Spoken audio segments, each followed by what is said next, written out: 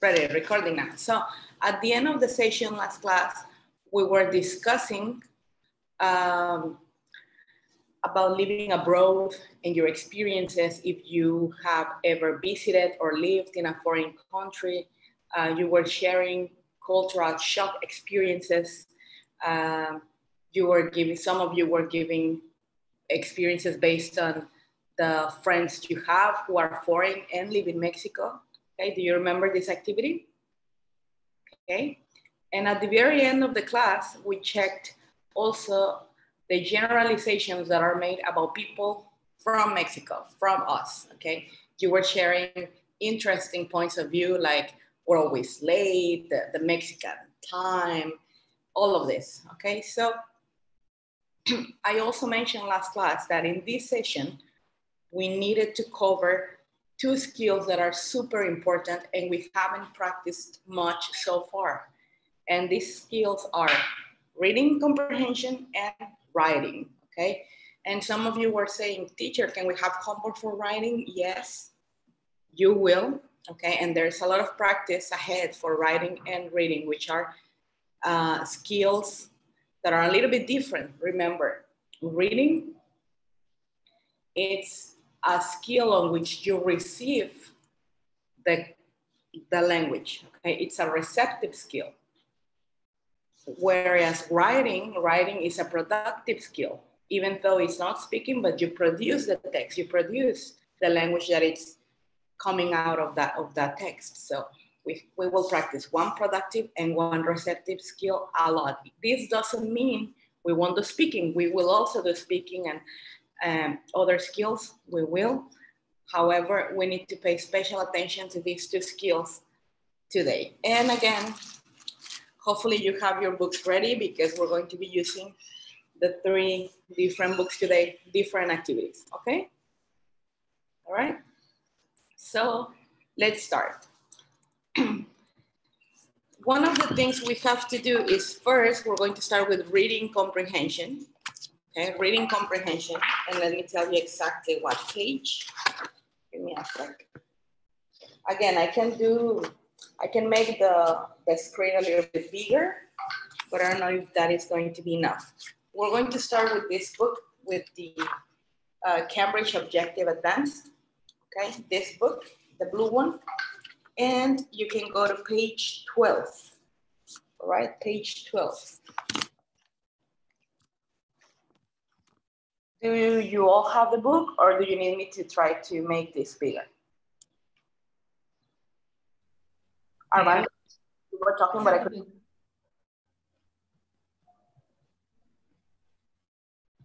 Because of the microphone. Everything okay, Armando? Yes? Okay, so do you guys all have the book? Areli, do you have the book? Yes, I have it, but I'm okay. going to open it on my phone. If you can put it bigger, it would be better. Thank you. And do that. Give me a sec. Oops. Okay.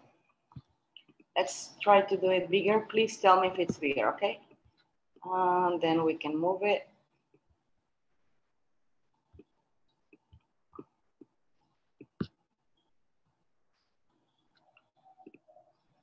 Okay, is it better now? Areli, is it better? Yes, thank you. Perfect. Okay, so let's start with this activity, all right? The name of the reading that you cannot see now, but if you have the book, it's Culture Shock, okay? Culture Shock. And this is a blog about a person, about Joy, and she's writing about all of these challenges she faced when she was living in London, okay? So let's read this, let's do the reading comprehension, and then we will practice vocabulary, and we will start checking about collocations, etc. Okay? So first paragraph, Constanza, can you please help us read the first paragraph?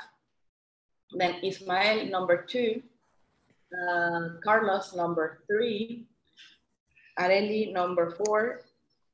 Let me see who else do we have. Laura, number 5. Mildred, number 6. And where is this? And I'll read the last one, okay? All right, please, let's start. Culture shock. Today marks exactly 1 year since I came to London. When I made the decision to leave Singapore, it was incredibly exciting. Soon, though, I had to face the challenge of experiencing a different way of life. It hasn't always been easy.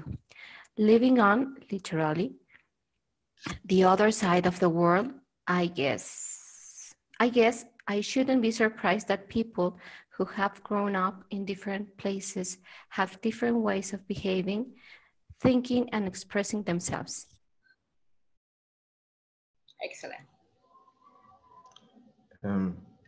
Before I set off on my adventure, I had certain in my images of English people, polite, serious people, always drinking tea, upset with the weather. These things aren't exactly false, but they are only the tip of the iceberg. I soon realized that people's behavior wasn't always consistent with my preconceptions. Very good. Okay, it's my turn. Let's start with the things I love. London is a big, bustling, cosmopolitan city. So in that respect, things weren't totally new for me. There are lots of things to do all year around. I can go to museums, musicals, and plays whenever I want.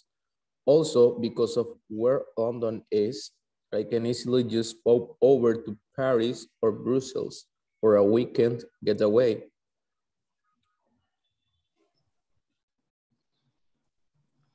But after going through the tourist phase of finding everything completely new and exciting, more and more things started to surprise me.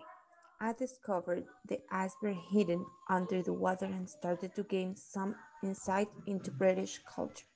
For example, some of the TV programs and newspapers were a bit of a shock. Sometimes it seems that in the media anything goes. The English sense of humor is really interesting too. A lot of the time, it's really self deprecating humor. Sometimes it can be quite obvious and crude and not at all polite. At other times, you don't really know if they are being sarcastic or being serious. It took me a while to get used to that and read between the lines, but it helped to watch a lot of chat shows and comedies. English people love watching TV, in fact.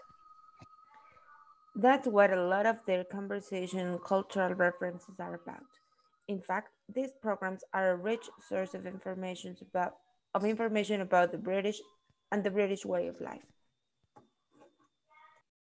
Excellent, thank you. All this got me thinking about culture, not just in England, but everywhere. It's like a kind of social glue. It holds society together. We learn about the culture of our own society in a very natural way. As we grow up, it's the do's and don'ts about how the people treat people, what is acceptable behavior. Thank you.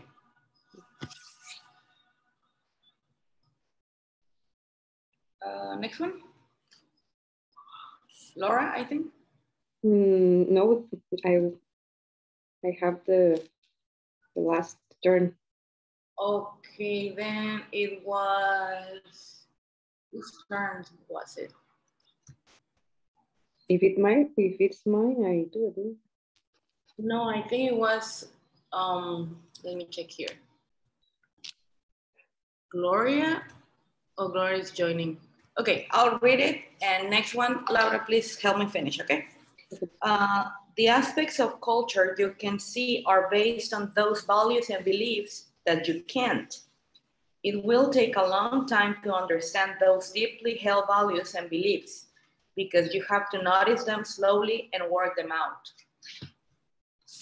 My advice to anyone going to a new country is this. Don't be afraid to try out new things.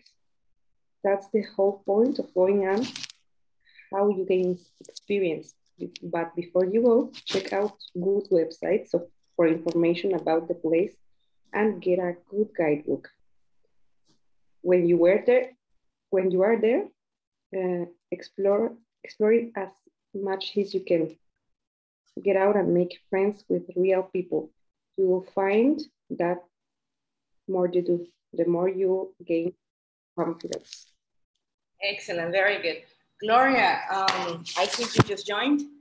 We're working on the book Cambridge Objective Advanced, page 12, the reading. Page 12? Page 12 on the reading about culture shock. Okay, thank you. You're welcome. So now let me do this a little bit smaller. We'll move this a little. Okay. All right. Now, questions. Let's do some, or in this case, 2 comprehension questions, okay?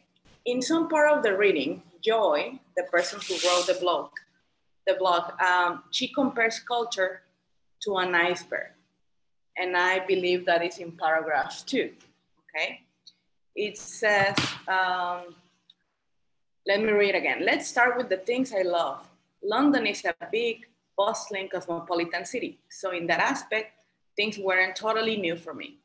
There are lots of things to do all year round, and I can go to museums, musicals, and plays whenever I want. Also, because of where London is, I can, well, it doesn't say there.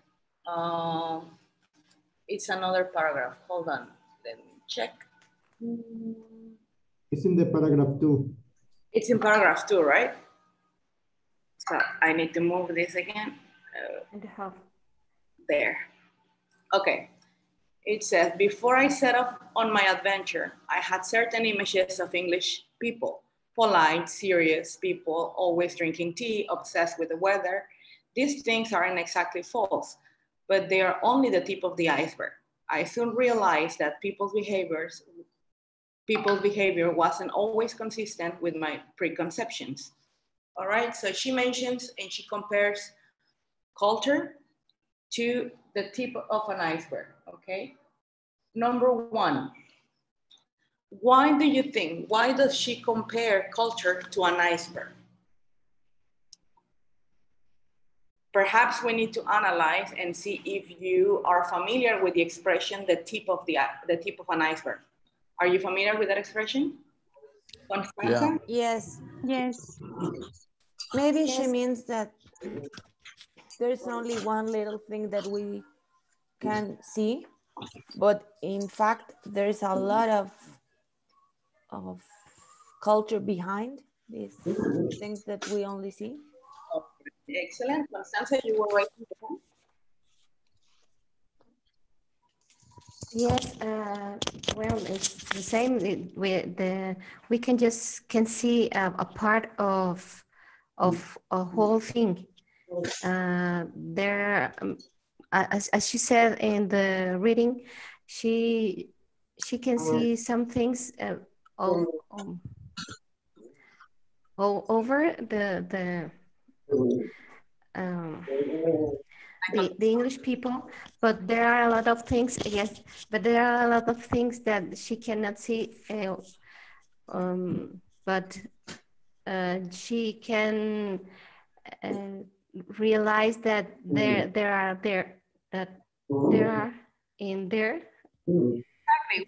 We use this expression, when we use the expression, the tip of the iceberg, it means a small, noticeable part of a problem.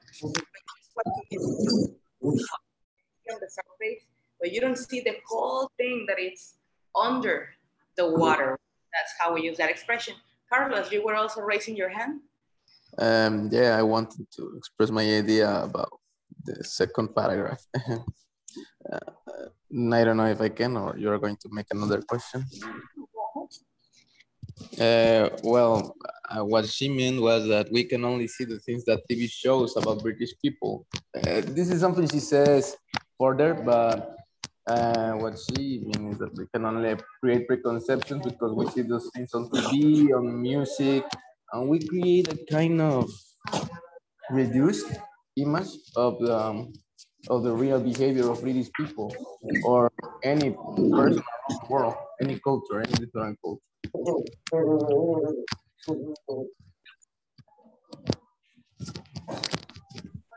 you for sharing your opinion. You're right. Sometimes people have preconceptions, as she said she did. And you're very right when you said sometimes people only know what they see on TV. That's right. Remember last class we were talking about the preconceptions or the generalizations people have from, for us, people from Mexico. And sometimes people believe something because they watch it on the news. They believe Mexico is a certain way. They believe, as one of you said, I don't remember who exactly, but somebody said, they believe we're all wearing hats or mariachi hats, and it's Gloria. not like, right? I think it was you, Arely. Yeah. No, it was Gloria. She was talking about the mariachi style.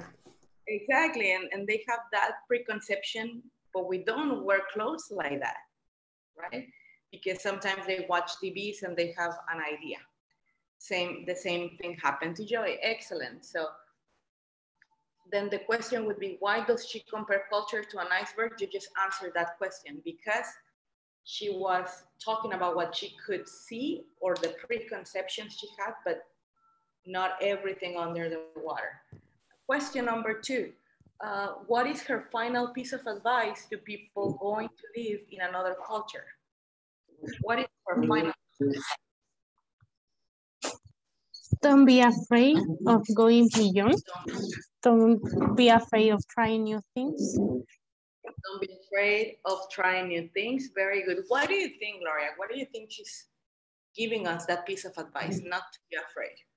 Because when you go to another place that it's the first time that you are there, that you hadn't been before there. I think everything is new and exciting. And I think the main point of going to a new place is to try new things and to see life from a new perspective. Sometimes it's scary because we are used to doing things certain ways, and sometimes you have to relearn. And sometimes it's easier to learn new things than to stop doing things that you are used to doing. So maybe that's the point. Maybe that's the point, exactly. And very good. Sometimes people, it's very normal that we are afraid of things we don't know or things we're not used to. So she's probably right when she says, try not to be afraid and try to, dare to try new things, right? Excellent. This probably happened to you because some of you share your experience of living in another country. So maybe you were afraid even of trying the food. But at the end, you overcame that fear. That's what works. Excellent. Now, let's continue on page 13. Okay, page 13. We're still looking at the reading on culture shock. We need to check something about vocabulary. Okay, we're going to start learning about collocations. I'll explain what a collocation is. So here is just a vocabulary spot. It is important to know which words collocate. Collocate means words that commonly go together. And suggestion, a good dictionary will tell you this. I don't know if you have a dictionary. I know your teachers, but sometimes, believe me, a dictionary can be one of your best friends. My suggestion would be use an English dictionary because that way you build up your vocabulary constantly. I've used different dictionaries. If you ask me, I don't know why. Well, I do know why. I love the Longman dictionaries because they always explain when the parts of speech and they give you examples and all of that. So when you have a good dictionary, they tell you this word collocates with this one more. And then you can practice and build up and enhance your vocabulary, okay? So we will start this topic right now after these activities, okay? Let's do activity 1. The phrase tip of the iceberg is made from 2 nouns, okay? What are the 2 nouns here? The tip of the iceberg. Tip and iceberg. Tip and iceberg. Excellent. Now, we have 4 more collocations listed here, 1 to 4. Look at these other collocations from the blog. What types of words are they made from? So let's analyze this. Number 1, culture shock. Culture shock. What types of words is this made of? Culture shock.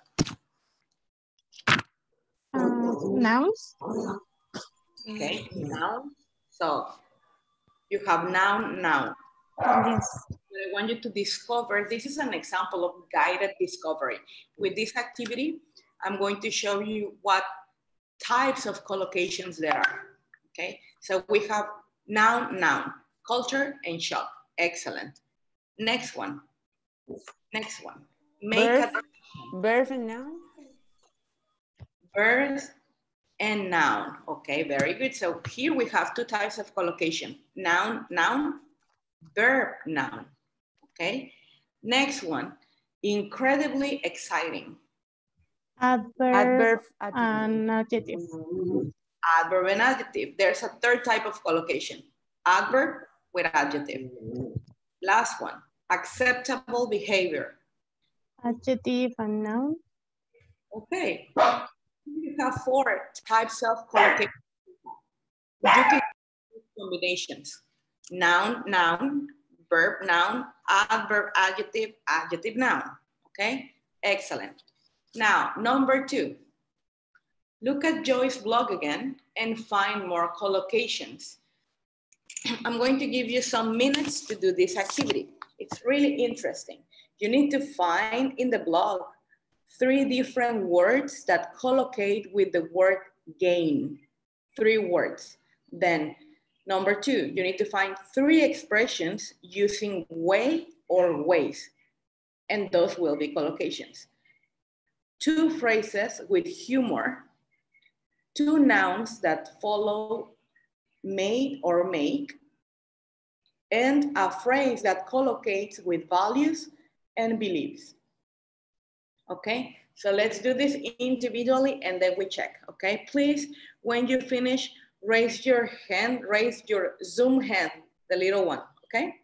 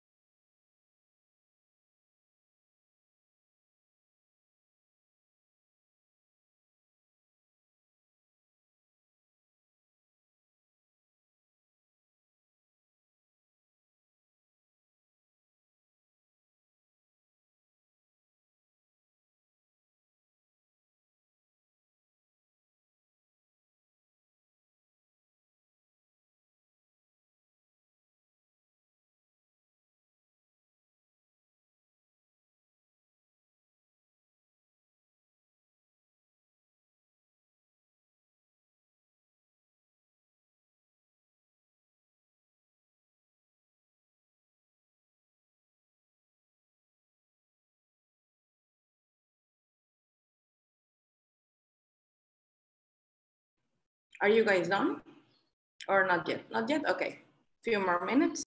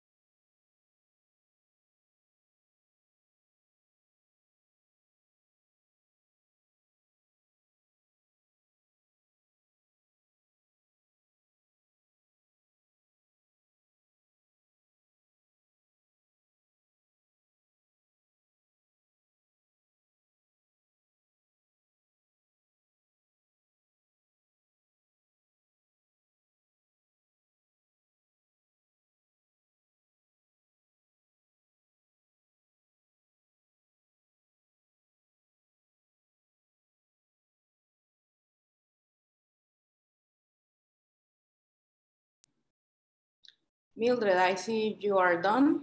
Okay, thank you. Is anyone else done? Not yet, guys? I'm almost done. I was busy. Just 2 minutes. Okay, don't worry. 2 minutes. Let's just wait a little bit, okay? Okay.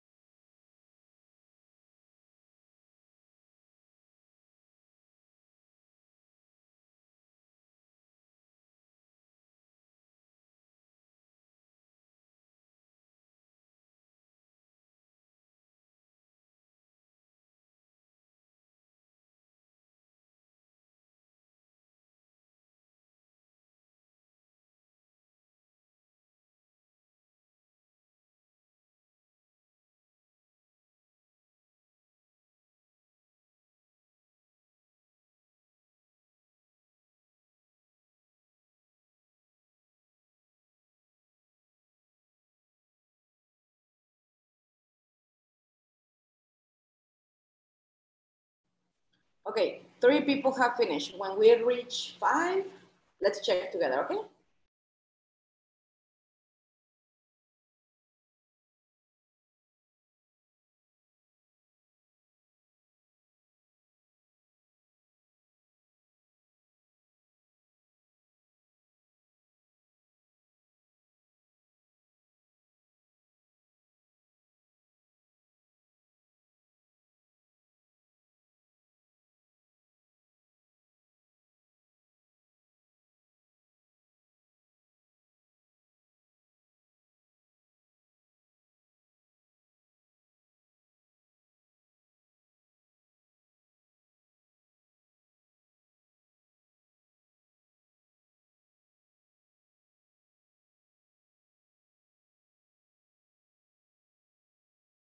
All right, we've reached 5 people. So let's check together, okay?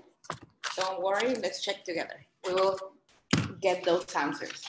So 3 different words that collocate with gain. Who wants to share the words you found? Okay, Areli? Yes.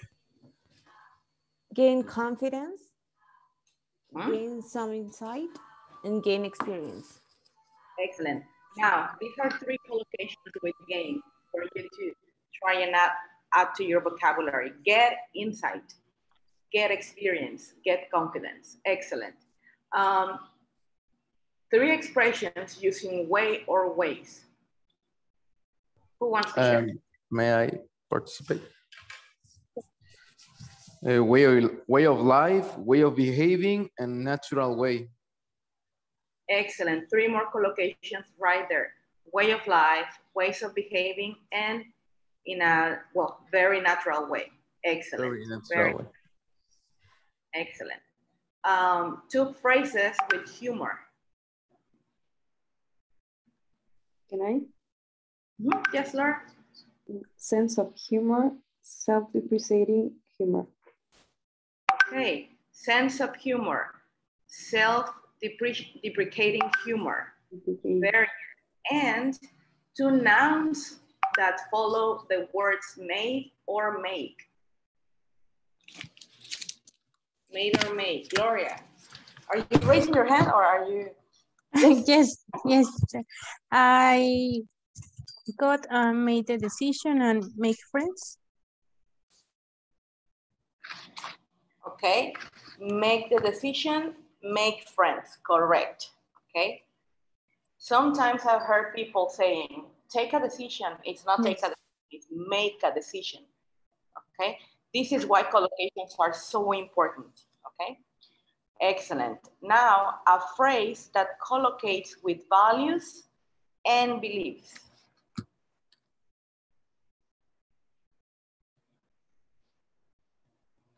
Values and beliefs. Me? Okay, Areli, please. Understand those values and beliefs. Well, the phrase, the complete phrase. It takes a lot of time to understand those values and beliefs. Okay, understand values and beliefs. Yes, there's one more. There's one more. Based on those values and beliefs. Okay, we have based on those understand values. And there's one more, deeply held values and beliefs. Okay, deeply held. What do you understand by deeply held? Sorry, can you repeat? I do not understand. Yes. What do you understand by deeply held values and beliefs? That those thoughts that culture in general have, as that they are used to do in several cultures. I don't know if it's like raised. I don't know if the correct word is like arraigados. I don't know how to express it. Ingrained? Exactly. It's a way to say deeply held. It's arraigado. Very good. So deeply held, it means something you have. That you hold in a hard way. I don't know. Yeah, you have something so inside you, and it's very difficult for you to let go of those values or those beliefs. It's too hard. Excellent. Final question on this. Do you believe there are some personality types that are most likely to suffer from culture shock than others?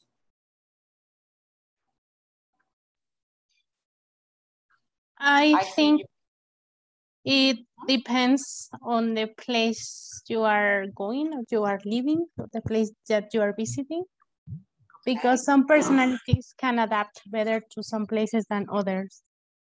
All right, so it has to do with the place, with personality. Armando, I saw you were nodding, you were saying yes with your head. Why do you agree? Oh yes, because I think that the people that is outgoing, they can adapt easily, and the people that is very shy or they don't like to express the feelings is too complicated to adapt in other area that they are the habits. They have the habits. Okay, exactly. So for some personalities, when they are more like easygoing, maybe, and they are more relaxed, they adapt easily, right? But some other personalities that, like Armando said, that they are shy or introverted, or they have issues with letting things go, it's harder. Also, what Gloria said, it depends on one place or another. If you have difficulties, but you discover a place you love, you're going to adapt quicker, okay? So it depends. Very good. So as you can see, we have been working on collocations. There's a word, teacher. Yes. There's Yes. a word that it's called like homesick. When you when you really miss your house or your people, your friends. That's right. Yeah, like everything that represents you. You miss your friends, your house, your family, your ways, right? Your behaviors. Excellent. That is homesick. Might it be something like nostalgic? Mm-hmm. Yes. How do you write homesick? Let me put it in the chat. Thank you. Literally like home and sick. Oh, oops, the chat. You are literally sick from your home, that you miss your home. Homesick means you miss your family and home so much. Yes. Okay. Do you get homesick when you travel for a while, Annalyn? No, not really. But that's because I've only been abroad for 15 days. That's why. And we were traveling a lot. Yes, I miss my kids. I have 2 babies and my husband take care about them. So I call them every day and all those things. But in fact, I don't really miss them. Well, for a lot of time, I was like a free mom for 15 days, and I was happy in that time. Well-deserved vacations from the kids. Yes. Excellent. Gloria, do you get homesick? I did. I think I had been there like for about 2 weeks, and at the beginning everything was like really funny and I was really excited, but then when I started to settle down and everything, I got really homesick, and I really missed my family and my dog. I don't know, my dog, it was like something that it was like really difficult for me. I don't know, my dog, but then I don't know, I got better and it was okay, and I was really happy and everything. Okay, excellent. So this depends from person to person. Some people have the tendency to get homesick, some others don't. Like me, I normally don't get homesick. Like I enjoy and I love to meet locals. I love to meet about traditions and customs. But yeah, I don't usually get homesick. So excellent, guys. Thank you for the contribution, Arely. That's a good adjective to learn. As I was saying, we are learning about collocation. So let's learn some more, okay? So the definition of collocations is the following. A collocation is two or more words, because sometimes a collocation can be made up of 3 words that often go together. These combinations just sound right. That's the key. They just sound right to native English speakers who use them all the time. On the other hand, other combinations may be unnatural and just sound wrong. Okay, so if they are unnatural and sound wrong, they are not a collocation. A collocation just sounds right. Okay, for example, imagine, what do we say? Fast food or food?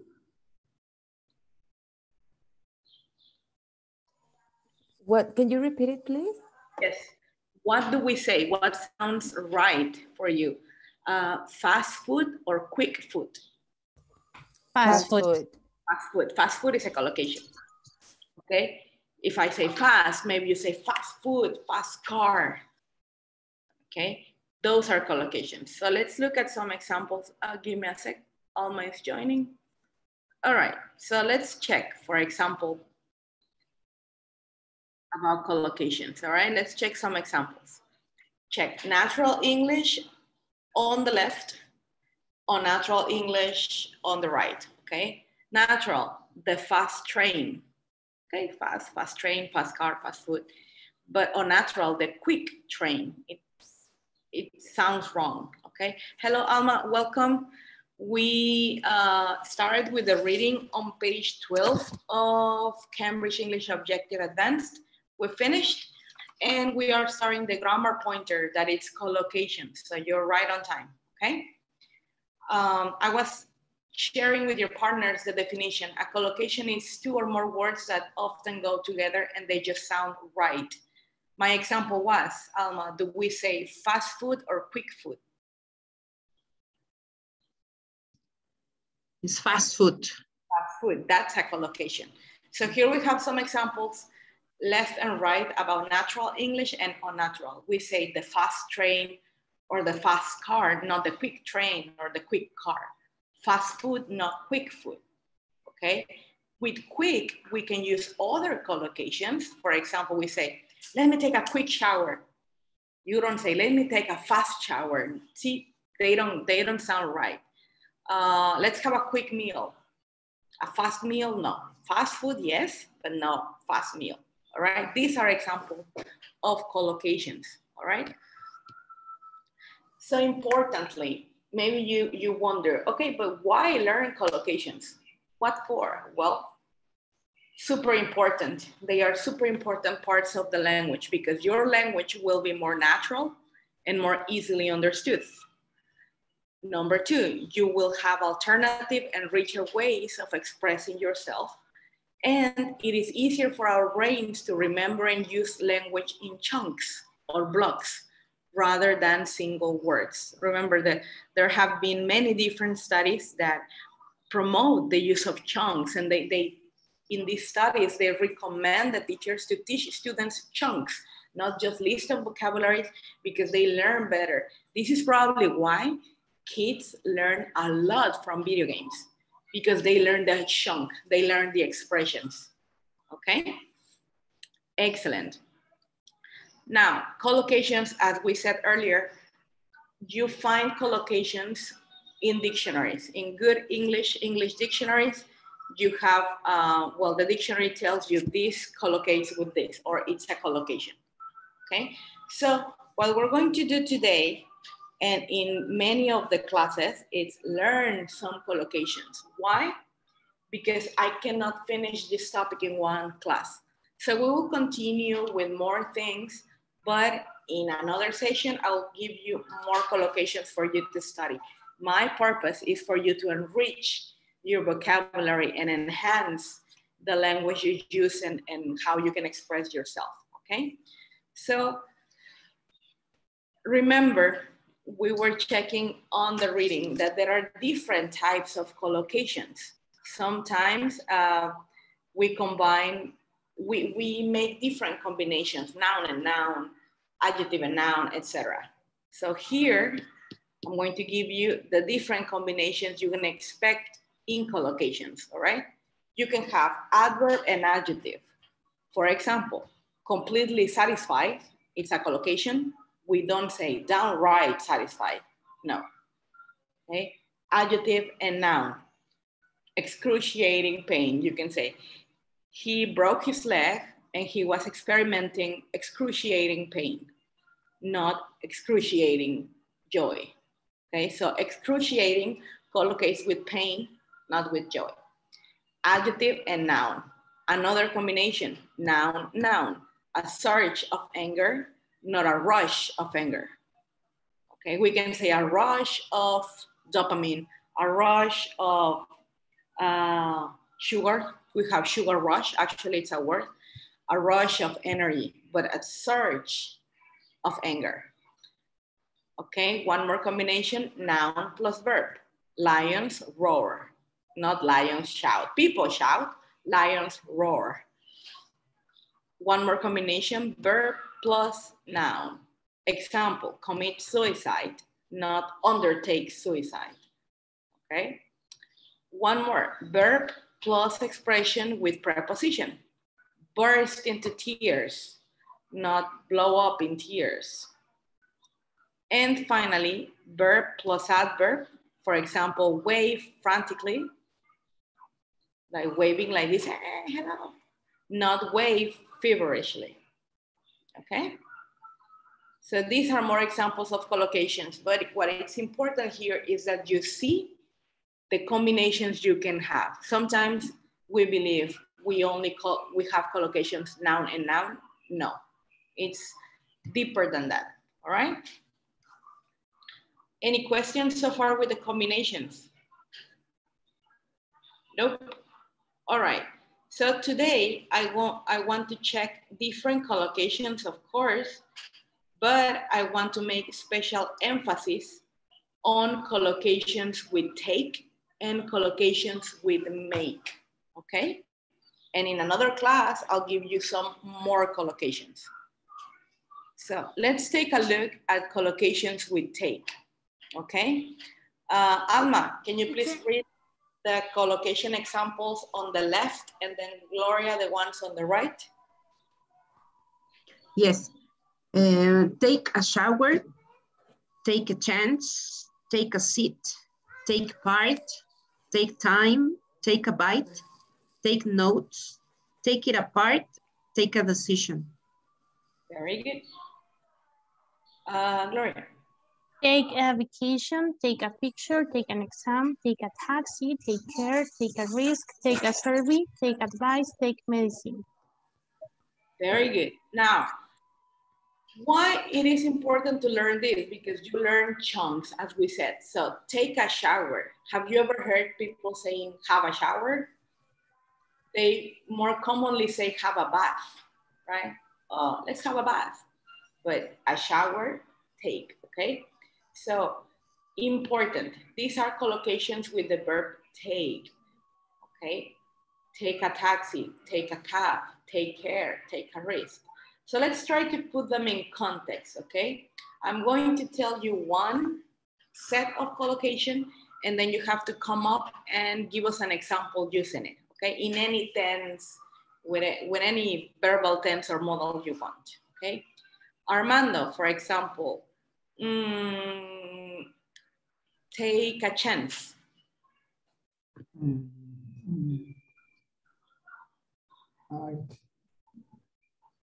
An example with that?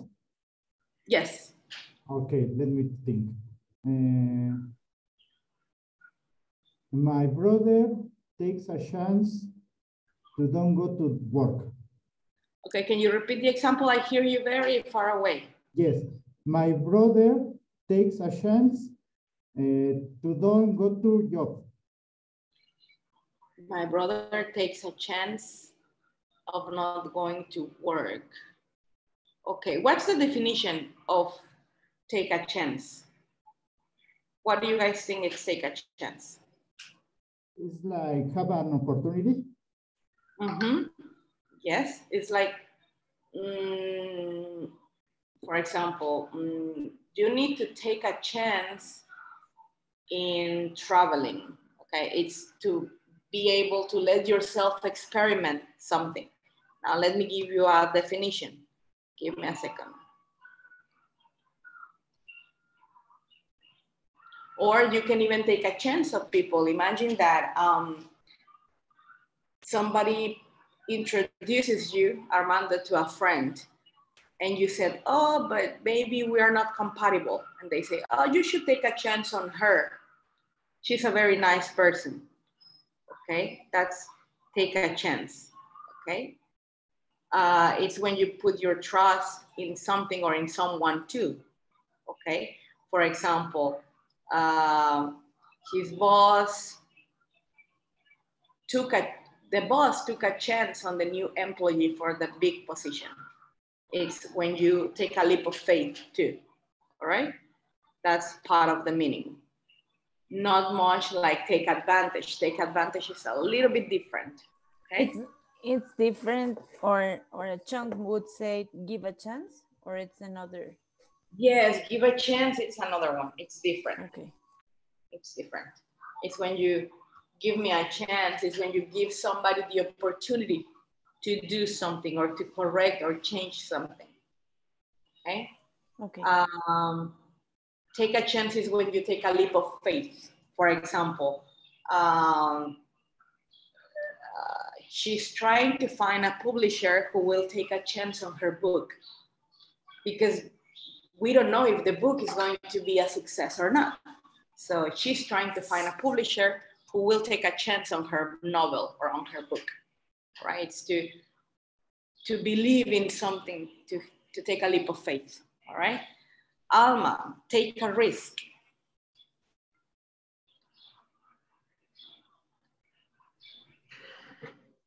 All right. This exam is very difficult, but anyway, I'm gonna take the risk. Okay, very good. Anytime I'm gonna take the risk. All right. Carlos Daniel,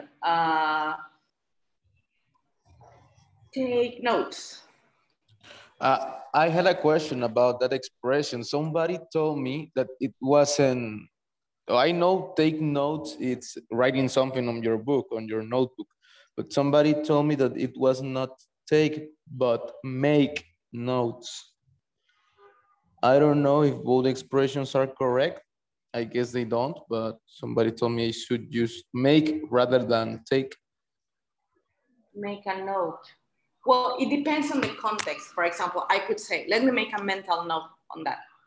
Okay. But it's, we are talking more about the process, and take notes is to actually write something down.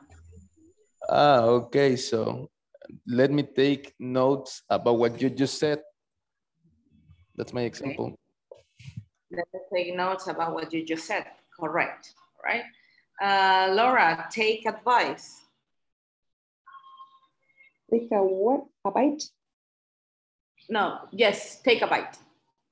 Oh my, that one is hard. Okay.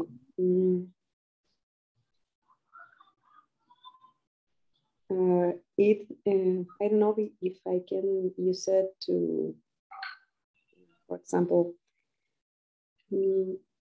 that cake looks tasty. Let me take a bite. Mm-hmm. Very good. Let me take a bite. Excellent. But we can use it metaphorically, no? Sorry, Laura, I couldn't hear. We can use it metaphorically too, no?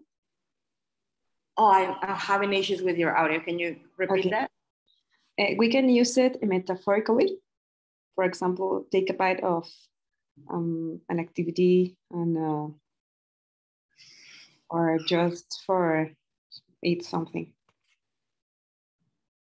No, you can also use it metaphorically speaking, but also when you want to taste something. Okay. Okay. But also metaphorically speaking. Let me see who else. Mildred. Mildred, take a survey. Okay. Next week, I will take a survey about culture. Very good. Okay, Constanza, take medicine.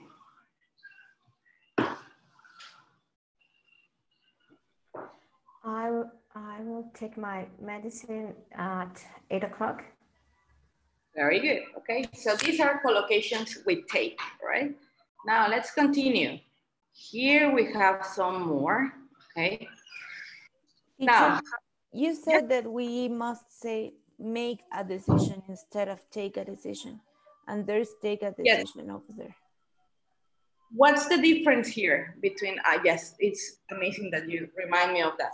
Make a decision and take a decision. If you check in dictionaries, there is a small difference and it depends on what you mean, okay? For example, make a decision.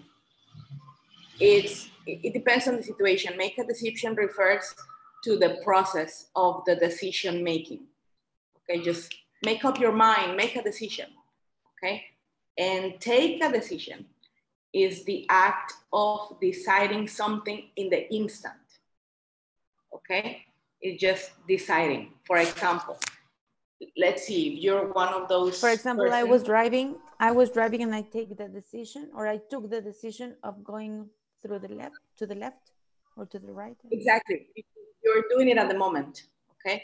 For example, if you don't know, it happens to us women a lot. If you're one of those women who never can decide what restaurant to go to or what to eat, imagine your boyfriend or husband is so angry and says, just make a decision, okay? It refers to the mental process of checking your choices and deciding.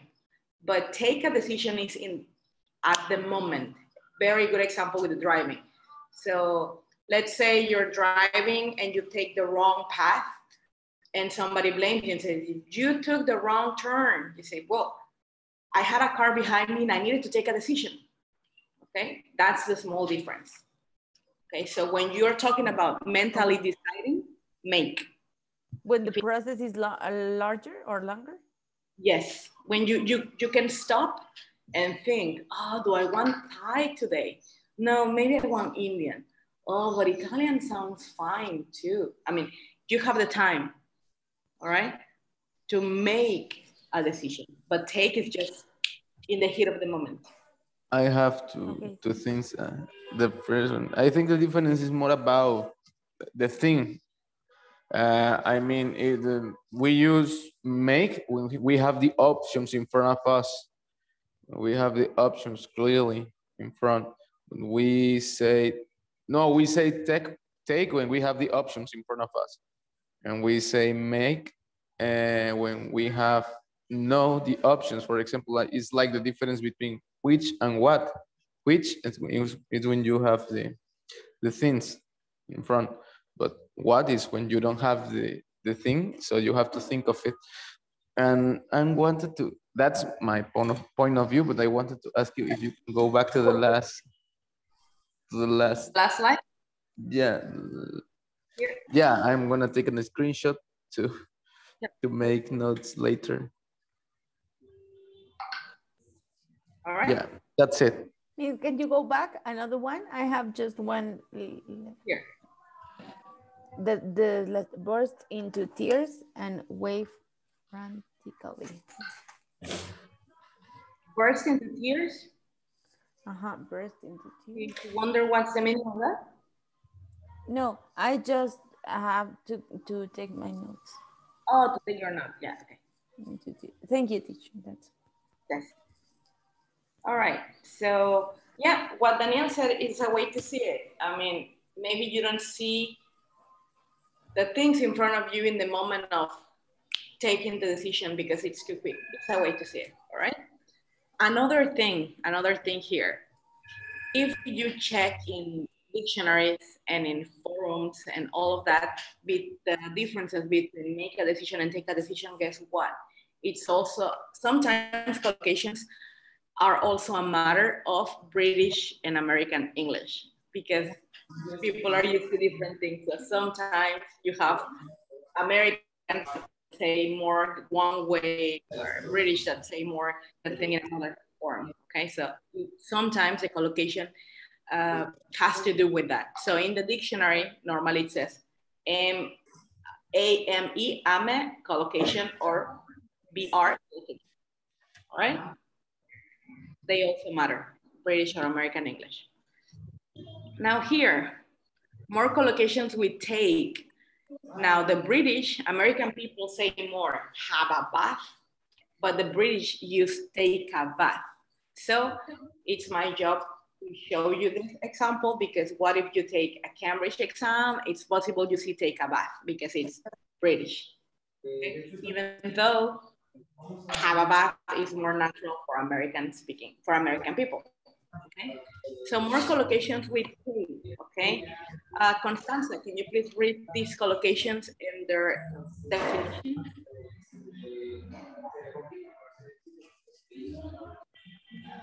Oh, sorry, teacher, my internet's not working well, but I can listen everything that you said. Can you repeat it, please? Yes.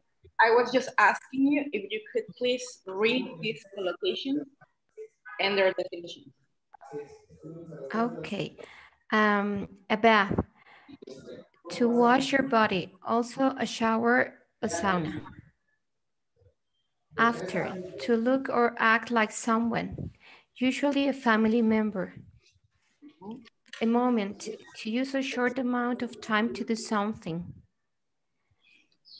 A photo, to use a camera to make a photograph, also picture. A test, to write the answers to a test, also an exam. While, to use a long time to do something. Back, to return something. Forever, to take a very long time. Off, to remove clothing. Off, to leave the ground and fly. Over, to gain control of something. Up, to being a new hobby or sport. Very good. So these are more collocations with take. For example, take after means to look or act like someone. To take up means to begin or to start a new hobby or a sport. For example, I can tell you, guess what? I just decided to take up piano lessons. So take up piano lessons. Some people, they say make an exam, no? Yes, some people say make an exam, but it Make, depends. I understand to make, for example, I'm a teacher and I need to make it, to perform it or to construct it. Okay, but in this case, but I'm more familiar with take an exam. Take an exam. Again, let me just check British, but usually we say more take an exam. Do an exam.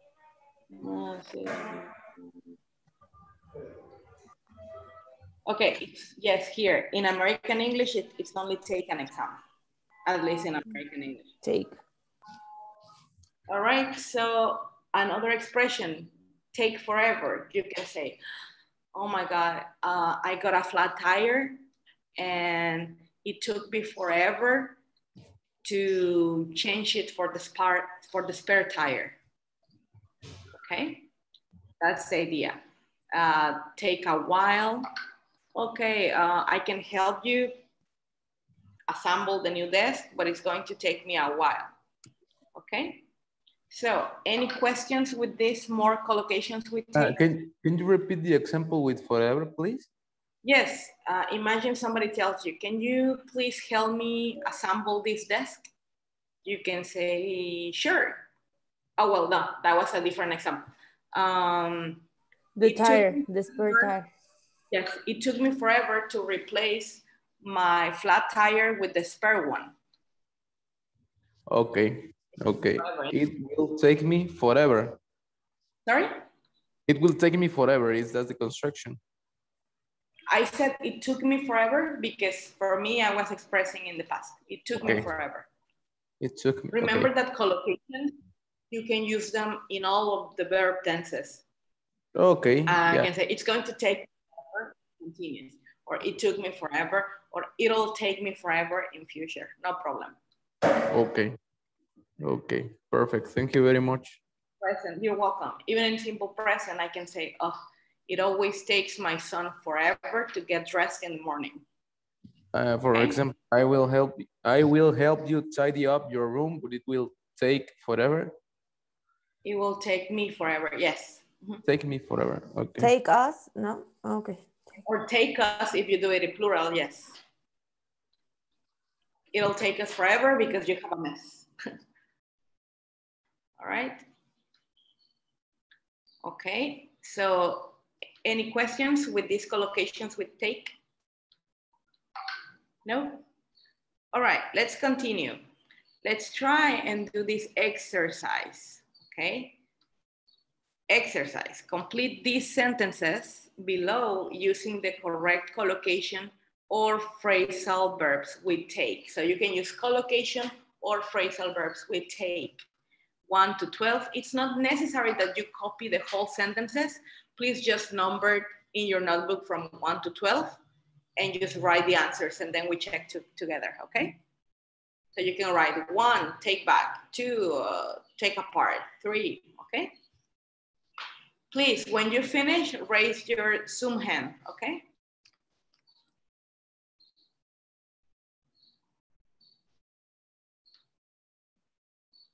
Okay. What is the activity? I couldn't hear it pretty well. Yes. This is the activity. You need to complete the sentences using the correct collocations or phrasal verbs with take. So Okay. I was telling you guys, it's not necessary that you write the whole sentences in your notebook. Just number your notebook 1 to 12. Just write 1, take back, 2, take off, 2, Okay. etc. Perfect. Thank you.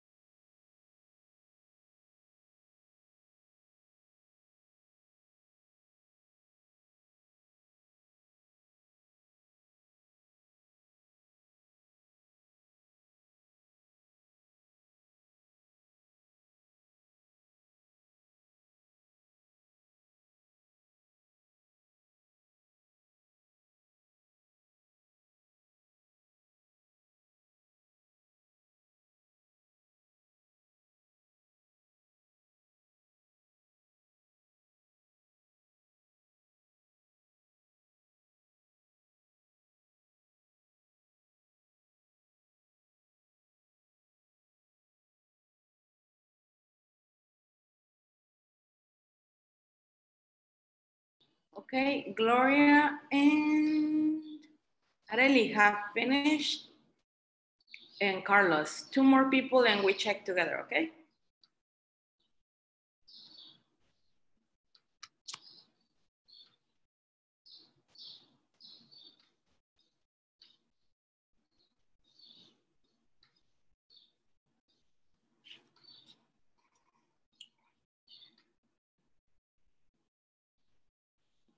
One, 2, 3, 4, 5 with Mildred. Okay, let's check together, guys. Who wants to read? Well, number 1 is already done. I'm going to the library. I have to take back a book I borrowed. Who wants to read number 2? Me, Arely. Please. I took off my shoes before I step inside. Okay, I took off my shoes before I stepped inside. Yes, took off because stepped, it's in simple past. Excellent. Number 3, who wants to read number 3? Me. Armando. Yes. We should hurry. The plane is going to take off soon. We should hurry. The plane is going to take off soon. Very good. Number 4.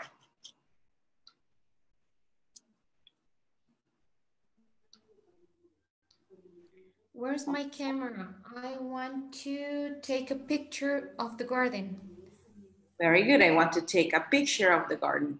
Number 5.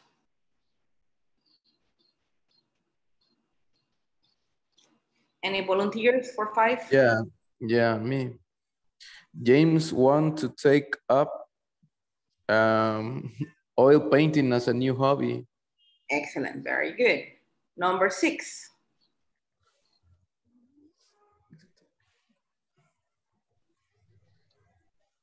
Number 6, any volunteers? I was really dirty, so I took a shower as soon as I got home. Very good. Okay, number 7.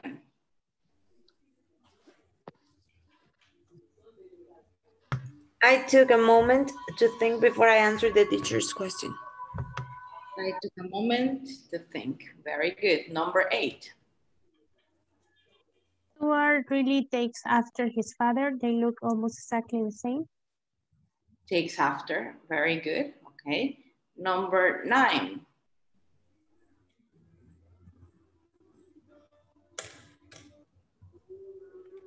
I have to study hard because I'm going to take a test next week. Okay, a test. Very good. Okay. Teacher, it could be take an exam. It can be take an exam or take a test. Yes. Oh, thank you. Number 10. Please don't wait for me. I might take a while before I'm ready to leave. I might take a while. Very good. 11. Napoleon's armies took over much of Europe from 1795 to 1815. Excellent. Very good. And 12. Hurry up. Are you going to take forever? I'll be 19 years old before you're finished. Excellent. Very good. Ismael, you just joined. You are very welcome to the class. We're working on activities for collocations with TAKE, okay? Okay, guys. Sorry, could you repeat the 11, please? Because I couldn't understand. Which one, Armando? The 11. 11. Okay. Napoleon's armies took over. Okay, took over. Thank you. All right. Now, we practice collocations with TAKE. Let's continue. Yes. Ahí se caen las hojas de abajo. Okay. I'm talking to us. Let's continue now with collocations with MAKE. Okay. So, Mildred, please read the collocations we have left, and Ismael, please read the collocations we have on the right, okay? Okay, here we have make breakfast, make a decision, make an effort, make dinner, make room, make clear, make a noise, make a choice, and make trouble. Very good, okay. Ismael? Make a mistake, make an offer, make the bed, make lunch, make love, make a wish, make a cake, make payment, make a mess. Excellent, okay. Now, these are collocations with make. This doesn't mean there are not other collocations. For example, you can say make dinner, but dinner has other collocations. You can say prepare dinner. You can say have dinner, okay? Depending on the meaning, okay? But when you're talking about the action of using your hands to prepare it, well, make, okay? Have is when you're going to eat it. All right, excellent. Any questions with any of these collocations? No? Let's put them into practice. Gloria, please give us an example with make an effort. If we want to succeed in this exam, we have to make an effort and study every day. Make an effort and study every day. Very good. Carlos Daniel, make a wish. Oh, I'm struggling with this. Is making a wish something and like when you, I don't know how to say this. Is make a wish like pedir un deseo? I'm sorry, yeah. I couldn't say it in English. Okay. I made a wish of being with my grandma again. Okay, very good. And people in Mexico usually make wishes when your birthday. Exactly, and you have to blow the candles. They say make a wish, right? Or strange as it seems, whenever, I don't know why this happens, but it has happened to me a lot, that when you lose an eyelash and somebody's going to remove it from your face because you have it here, they say, oh, careful. They take it, they put it like this and they say, okay, make a wish. I don't know why, but it's a thing, apparently. All right? Can you use it in an example? I mean, I know it's more usual when somebody tells you, oh, blow the candles and make a wish. That's more usual, but I mean, when you talk about yourself in the first person, how can you use it? What wish should I make? What wish should I make? Okay, yes, that's an example. Or let me think. Making wishes is simple. Yes, making wishes is simple. The difficult thing is to do something to make them happen. That's another example. All right. Or yes. Okay. Yeah. So you can use them in any tense, even in simple. All right. Okay. Yeah. Very good. Yes. I have a question. To do the dinner, but that's not correct. Do dinner.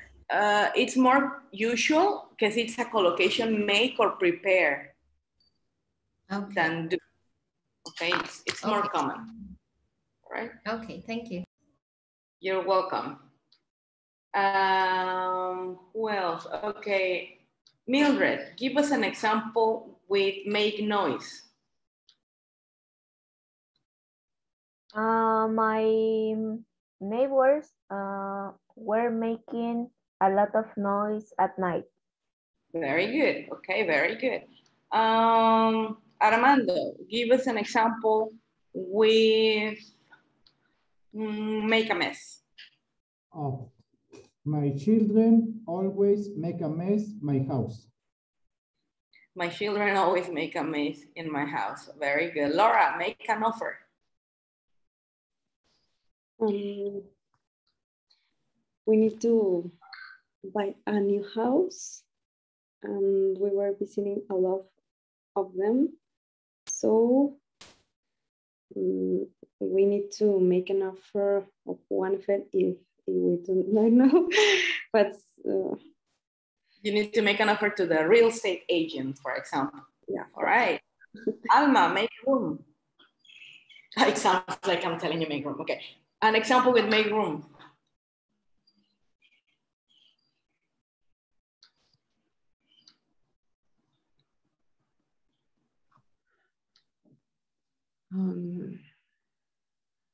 Make room. Well, I know the meaning, but I cannot. It's make a space, right? To fit or something like that. Maybe reorganize or organize existing people or things or furniture.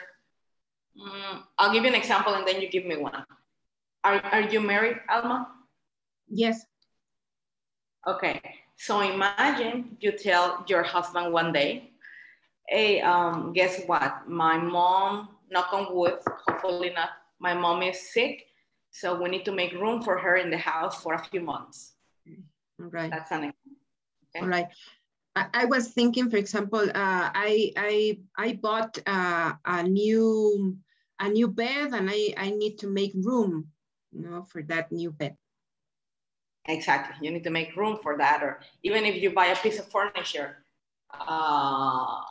imagine your husband gets very angry because you bought a dining table for 10 people. So it's huge. And maybe he says, why would you buy such a big dining table? Now we need to make room in the living room. Okay, there you go. Excellent.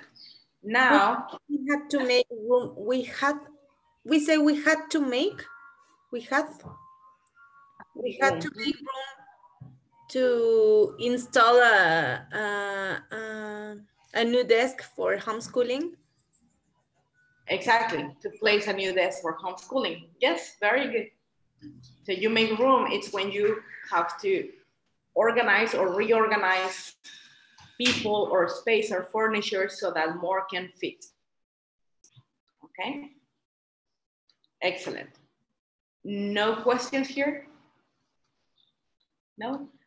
All right, now when I was planning this class and I was working on the PowerPoint slides, originally I just wanted to give you today collocations with take and make, but it's really interesting when you're teaching collocations with make to make your students see the differences with make and do, because make and do are pretty much confusing much of the times. So at the end, I decided to include collocations with do too, okay? And here is maybe the answer for Constanza's question. Remember, Constanza, you said about make dinner? No, something. Do dinner. Do dinner or something. It's more common, Constanza, to say do the cooking. In that sense, then yes. I have to do the cooking today, all right? So let's read the collocations. Who can help us? Areli, collocations on the left, and let me see.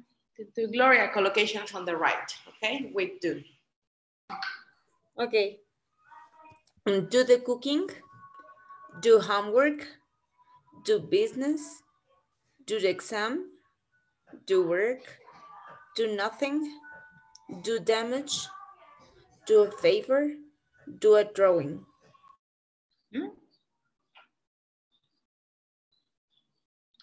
Do the dishes, do your best, do research, do account, do a job, do exercises, do everything, do friends, do sports. Okay, very good. So here we have some collocations with do. Okay, do the cooking. What do you think do the cooking means? That you have to prepare something in the kitchen. Exactly, very good. You have to do it. It might be breakfast, it might be It might be breakfast. It might be dinner, lunch. It doesn't matter. Do something in the kitchen. All right. The only one that I'm checking here right now, and I want you not to use because this one is not correct. Hold on. Here, this one, because we say make friends, okay? There we go. Okay, let me share this again. Okay. Now, let's check. Ismael, can you please give us an example with do exercise? I do exercise every day. Do exercise every day. Okay, is that real, Ismael? No. No. Okay, very good. Do nothing, Mildred.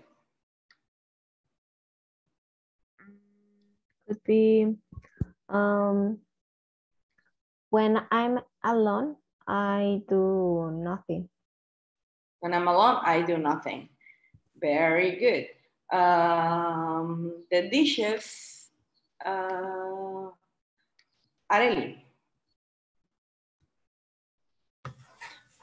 I do hate doing the dishes. I do hate, very emphatic too. I do hate doing the dishes. And you know what, Arely, I always say dishes, they just never end. They never end. I mean, you just do the dishes, even though everything was dirty, you do the dishes, and then you cook and you have more dishes. And after you eat it, you have more dishes. It's like they're eternal. Yes, and my kids all day are, Mom, water, juice, milk, all day we have to do the dishes at home. Exactly. You're very young. How many kids do you have? I have two, a girl of 9 and a little boy of 4. That's a lot of jobs. It sounds like doing a lot of dishes. All right. Armando, do business. When I was a child, I started to do business with my father. When I was in what, sorry? When I was a child, I started to do business with my father. Okay, I started. After start, you can use ing without problem. So you can say, I started doing business with my father. Very good. Laura, do damage. I broke up with my boyfriend. I don't want to do damage to him. To him? I don't want to do damage to him. Okay. This is not real, right? No. No. Let's put this to the test, okay? Let's put it to the test. Meaning, I'm going to share with you a Kahoot pin, and you have to practice collocations. Some of the ones we've practiced with do, with take, and with make, all right? Yes, ready? So let me stop sharing this screen.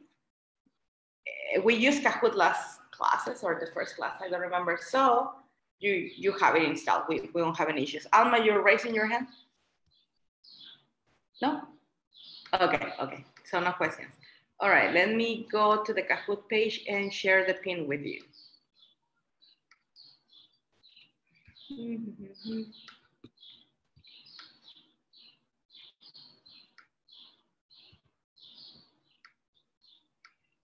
Are you getting hungry? No? Yes. No? A bit. Okay. Just a bit. Almost break time, okay? Almost break time.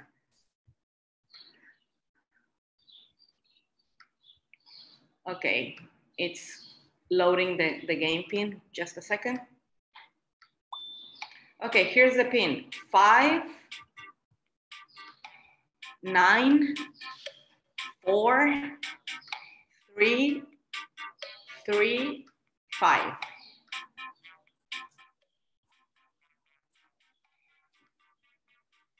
Okay, got it? Could you Laura? repeat, please? Armando? Could you repeat, please, the pin? Sure. Here's the pin. 5, 9, 4, 3, 3, 5.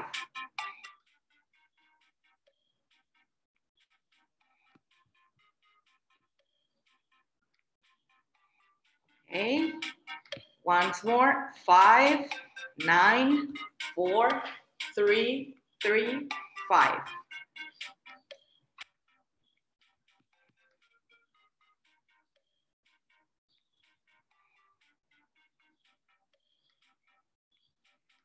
We are 10 people in the class, and so far I have 1, 2, 3, 4, 5, 6.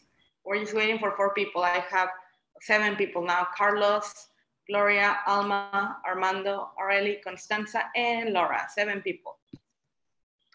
Are the rest of you guys having issues, or do you want me to repeat the pin?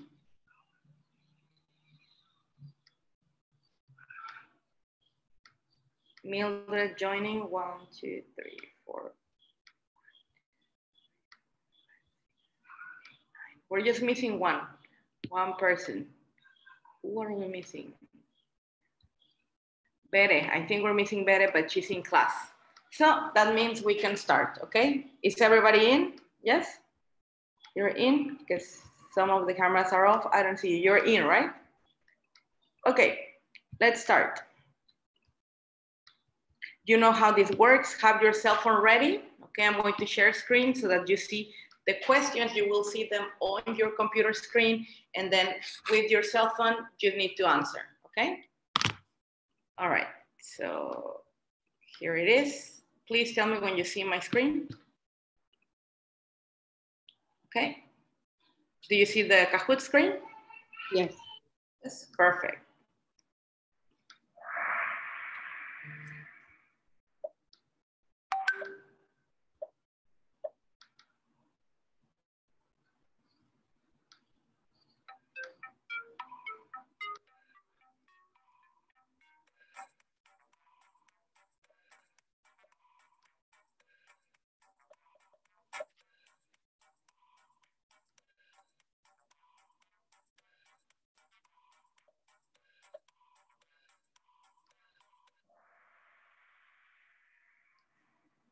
Excellent, very good. So 4 correct, 4 incorrect. Correct answer is just like me, okay? Next one.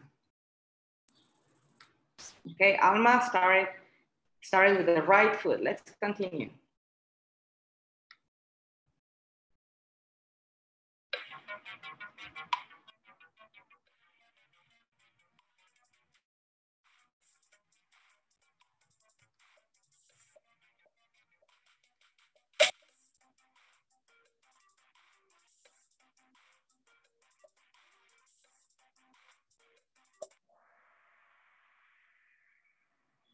Very good.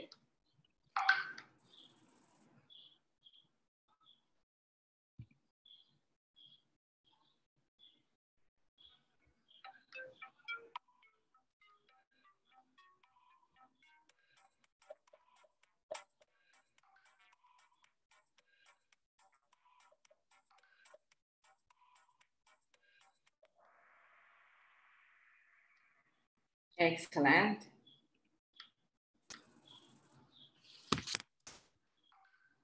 Very good.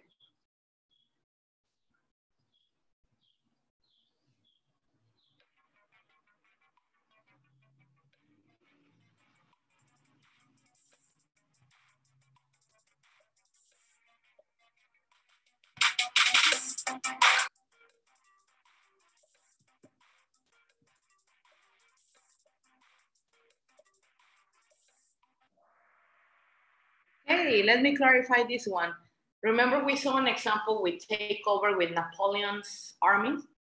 Takeover means that, as in the example, to to conquer something, but also it means take over, to take the responsibility of something, okay? For example, I don't know, imagine you're planning your wedding. So the wedding planner gets sick. You go to your best friend and you say, hey, my wedding planner got sick. You need to take over. Take charge, okay?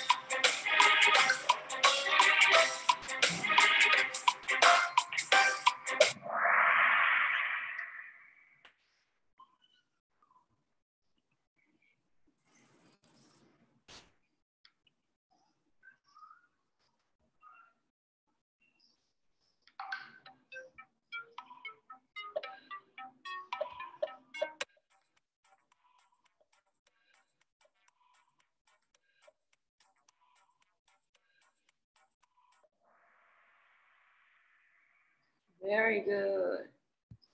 Okay.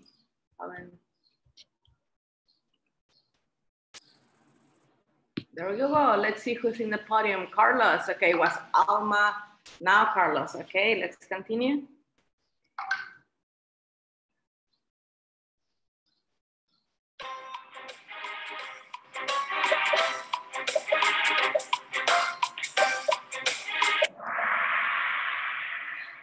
Excellent. Very good. All correct.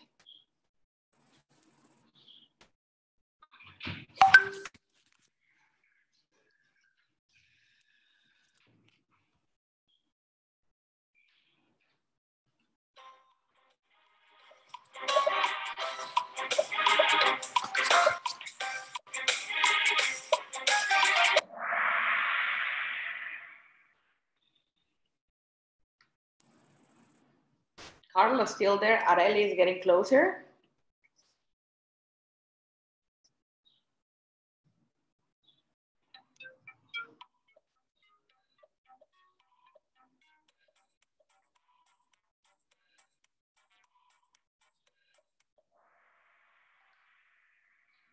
Very good. Carlos still winning.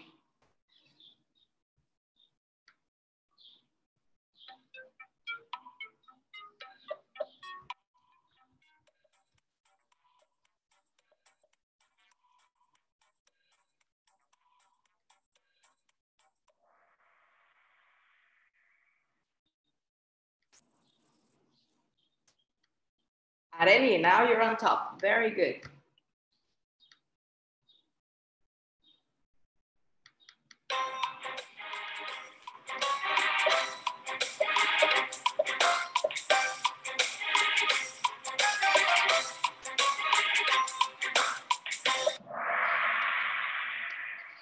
Good.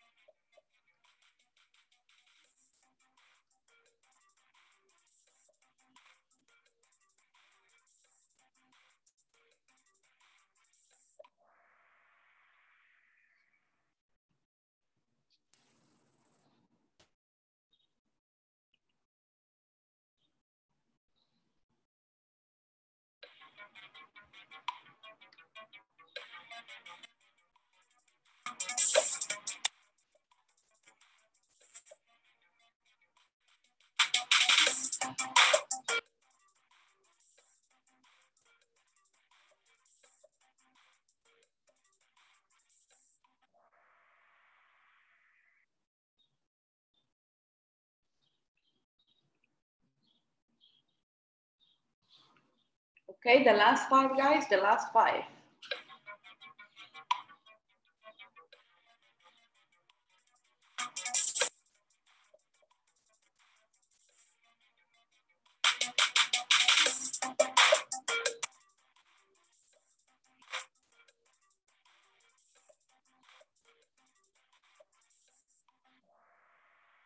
Nothing. Who can share with the class why nothing is incorrect here?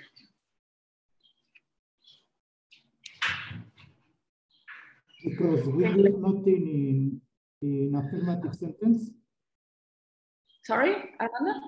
Because we have to use nothing in affirmative sentence. Okay, what word can you use instead? He is doing nothing. Yes, but if we replace nothing, what word can you replace it with? Anything. Anything. Good. Very good. Okay. Teacher, I thought that it was he's doing nothing. You can also replace, well, you can also eliminate isn't, okay? And here we're trying to eliminate either isn't or nothing because it's a double negative. It's a double negative. But Kahoot let us have one answer. That's why. Okay? Okay. There you go.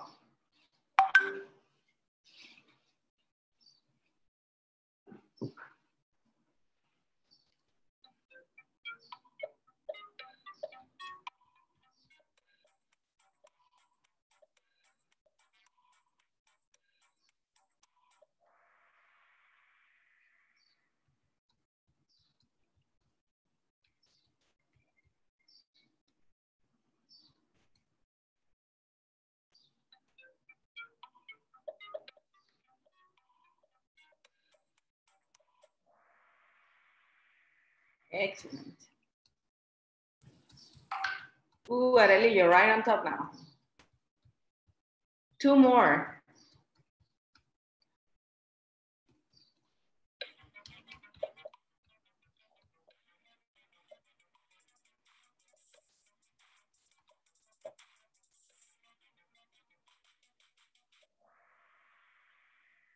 Very good. Yes, it is correct. It's one of the collocations we checked.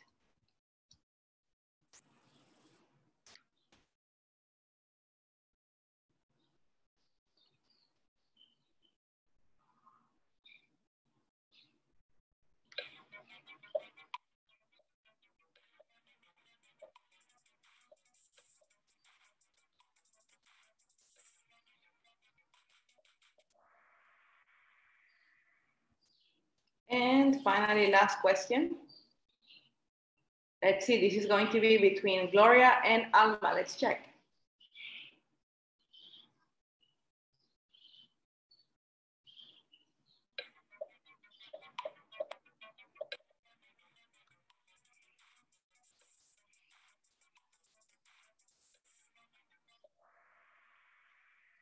Excellent, all correct. Congratulations. Now let's see the winners. Carlos, congratulations, 3rd place. Gloria, congratulations, 2nd place. And Alma, congratulations. Very good, guys. So this was our practice for collocations, okay? I hope you have fun. Collocations, as I said, we have many. Just to give you an idea of how many collocations we have, there are dictionaries of collocations. So imagine, there are dictionaries of collocations. Imagine how many we have, okay? So during these sessions, I'm going to be teaching collocations every now and then because it's vocabulary and it's always good to expand it, all right? Guys, questions before we go and have our break? No? Okay, let's go have our break. So I'll see you guys at 11:30 and we continue, okay? Eat something, see you at 11:30.